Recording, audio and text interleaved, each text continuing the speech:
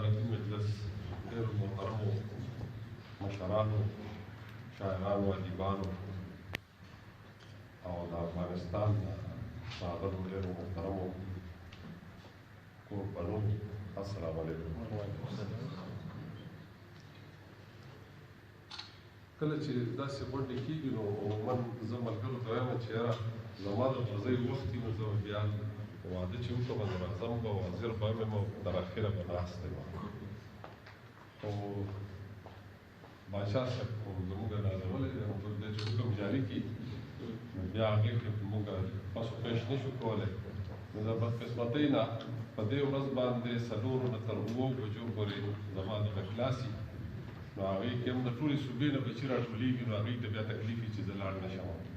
نو دغې وجې نه زه ډېره بخښنه غواړم د بېادبي کول راته پرېوځي. او یو بله بېادبي هم کوم او هغه دا ده چې زه ځکه نو زما په ځای باندې پکار ده چې یو ملګري ته ذمهواري حواله شي. نو چې کله مشران موجود وي نو بیا پکې پکار دا ده چې د مشرانو نه فیض اوچت کړی شي. نو که بېادبي نه وي نو زه به هاشم بابر صاحب ته خواست وکړم چې هغوی د صدارت دا چوکۍ رسنبال.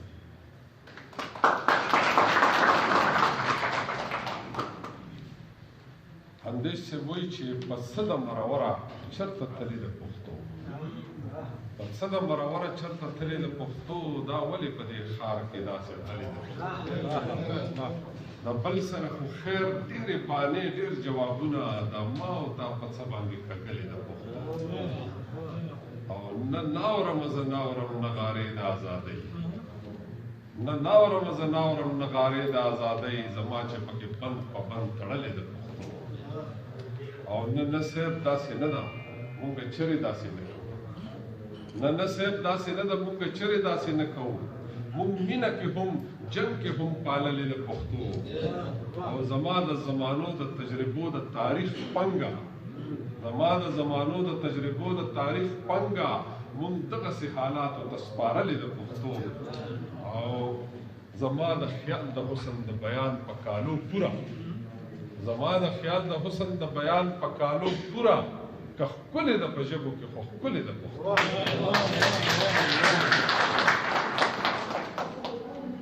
وزیر محمد ګل خان مومند بابا د پښتو د بابا په نامه یاد دی چې څوک عاصم بابا یې نو هغه ډېر لوی او بیا چې د پښتو بابا یا خو د ټولو دپاره ډېر د عزت او احترام قابل یې. زه په دې وړه خوله باندې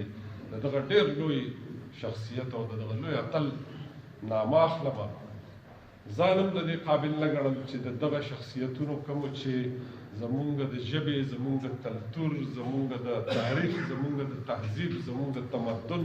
زمونږ د روایاتو بنیادونه پاخه کړي دي او هغوی د پښتو ژبې او پښتون قام د پرمختګ او د سرلوړۍ دپاره خپل ټول ژوند وقف کړی دی. دا خلک چې دي دوی د سلامۍ نه، دوی د ښکلولو او دوی ته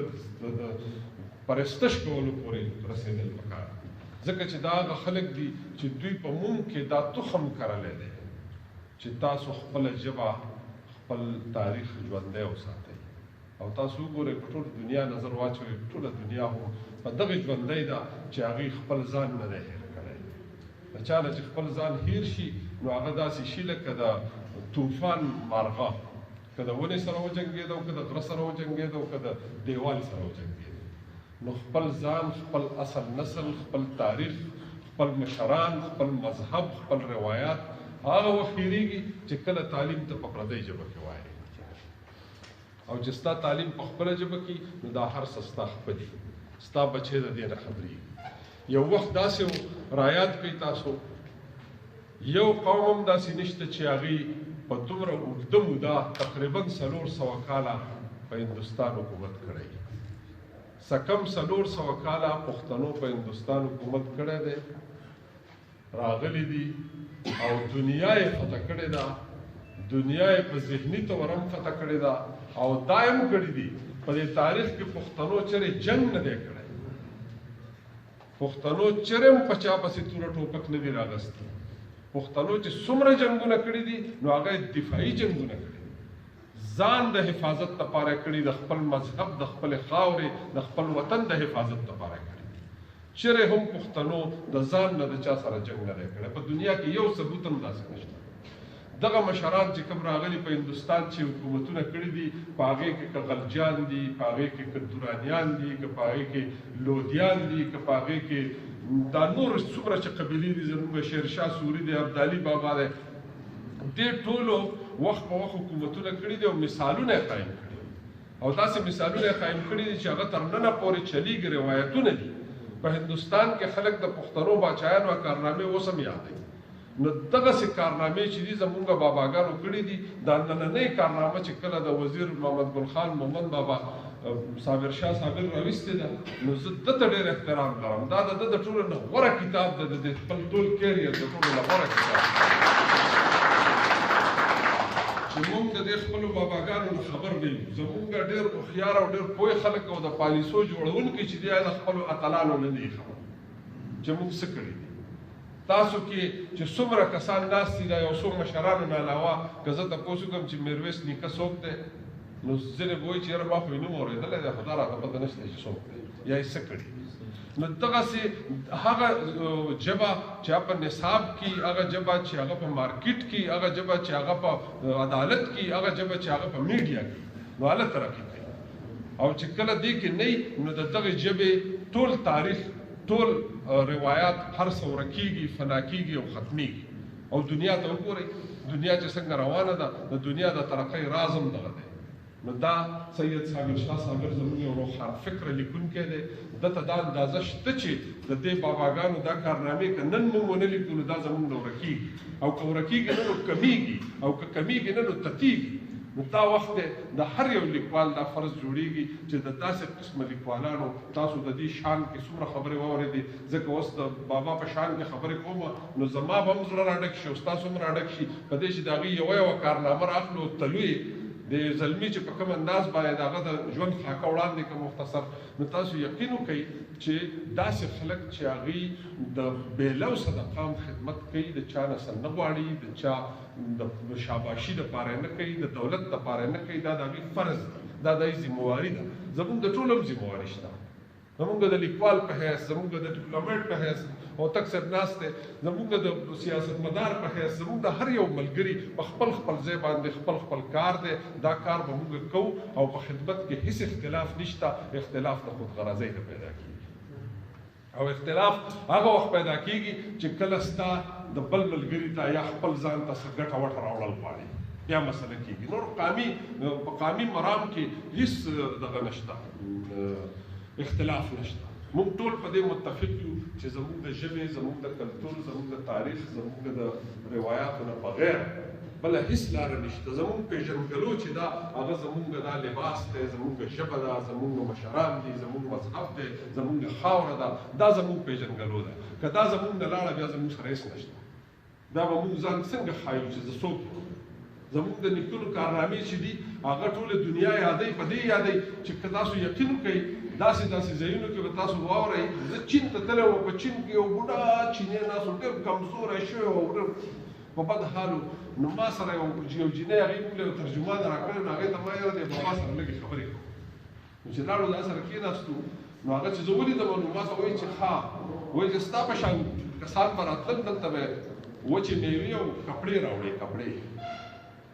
یعنې رختونه به یې راوړل او دلته به په موږ باندې څه کال خرڅ کړه او کال نه به بیا راتله د هغې پیسې به یې اخیستې نو مطلب چې زمونږ هغه پښتانه چې دي هغوی به تجارت له هلته د هغې نه اندازه لګوو نو هغه زه د شکل نه وپېژندم چې دا هغه سړی دی او داسې دی چې کله به هغه سړی راغی نو دا به ورته پته وه هېڅ لیکل به ورسره نه و دا به ورته پته وه چې چا ته مې څومره پوري دي هغه به پیسې به ترې اخیستې او چې د چا به ورته څه پوري یا به ورته چا څه ویلي و هغه به یې هم راوړه او خلکو له به یې ورکړه نو د هر یو قوم خپل یو پېژندګلي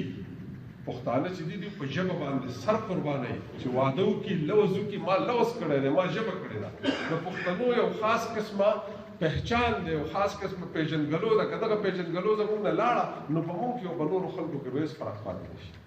زموږ د خدای فضل دی هر سره سره شته خو شرط دا دی چې موږ په اتحاد اتفاق او په ورورولۍ باندې دا خپله قافله مخ په وړاندې بوځو او د افغانانو ټولو دا مسلې دا ستونزې دي په دې وجه باندې چې موږ یو بل ته زړونه نه پاکوو یو بل ته زړونه پاکول غواړي، یو بل ته تندي رڼول غواړي، د یو بل د مسلو نه وزار خبرول غواړي. او یوازې افغانان نه، زموږ خواوشا اوسېدونکي ټول قومیتونه چې دي یا د ټولې نړۍ قامونه چې دي هغوی ته به موږ د مینې، امن او ورورولۍ یو پیغام رسو. اوله به کېږي چې موږ دا خپل تاریخ راوباسو او خلک دا ولولي چې دا څوک دي، چې دوی څه کړي دي، په کوم اندازې کړي دي. نو زه د نن ورځې په وساطه تاسو ټولې له مبارکي درکوم چې د پښتو د بابا دا کارنامه چې کومه سید صابر شاه صابر راجمع کړې ده، راټوله کړې ده، راښکاره کړې ده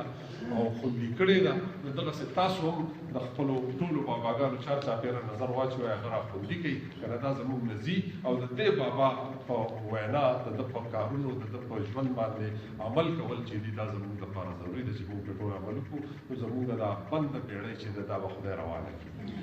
حمزه بابا وایي چې پرېنوځي پښکته پښتنو پښتو، چې پرېنوځي پښکته پښتنو پښتو، کړی جګه تر اسمانه میړنو پښتو، کړی سور داسې تارونه د ملت د رباب، چې هره پرده غږ کړي چې پښتو پښتو. تاسو ډېره مننه. زه به بغیر اجازت نه ځمه په دې چې پروګرام